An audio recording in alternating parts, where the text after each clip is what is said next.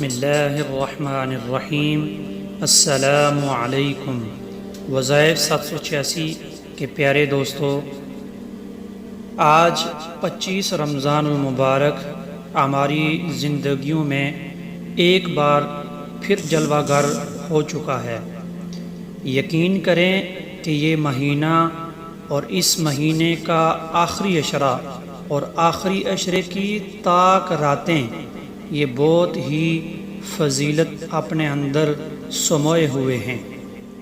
یہ ایسی مقدس راتیں ہیں جن میں اللہ کی ذات کثرت کے ساتھ اپنے پیارے بندوں کی دعاؤں کو قبول فرماتے ہیں، ساتھ ہی کثرت کے ساتھ اپنے پیارے بندوں کے گناہوں کی بخشش فرماتے ہیں۔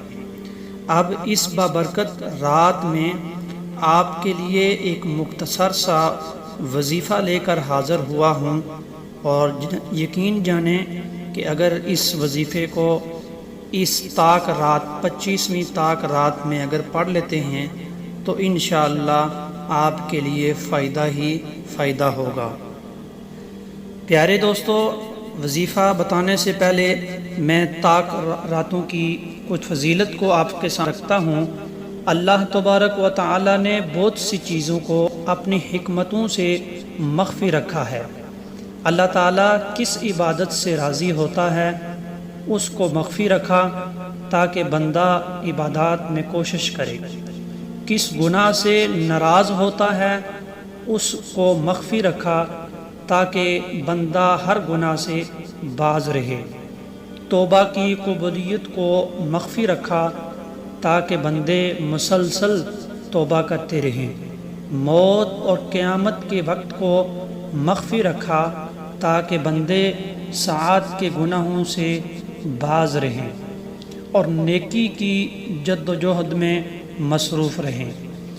اسی طرح لیلۃ القدر کو بھی مخفی رکھنے کی حکمت یہ ہے کہ لوگ رمضان کی ہر رات کو لیلۃ القدر سمجھ کر، خاص بالخصوص جو طاق راتیں ہیں آخری عشرے کی، ان میں ہر رات میں جاگ جاگ کر اللہ تعالیٰ کی خوب عبادت کریں۔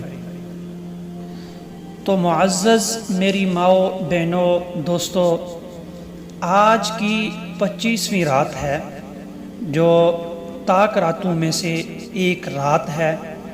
25ویں رات بھی طاق راتوں میں سے ایک ایسی برکت والی طاق رات ہے جس میں شاید اللہ تعالیٰ نے اسی میں لیلۃ القدر رکھی ہو، اور اگر ہم اس وظیفے کو پڑھتے ہیں تو 1000 مہینوں کی عبادت ہمارے نامہ اعمال میں لکھ دی جائے گی۔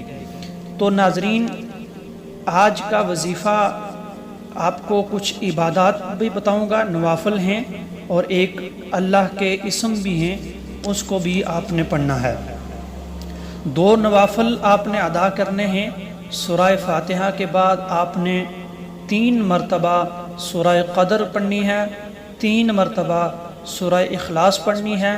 یہ 2 رکعتیں آپ جب کمپلیٹ کر چکے ہوں تو آپ نے اول آخر 100 مرتبہ درود شریف پڑھنا ہے۔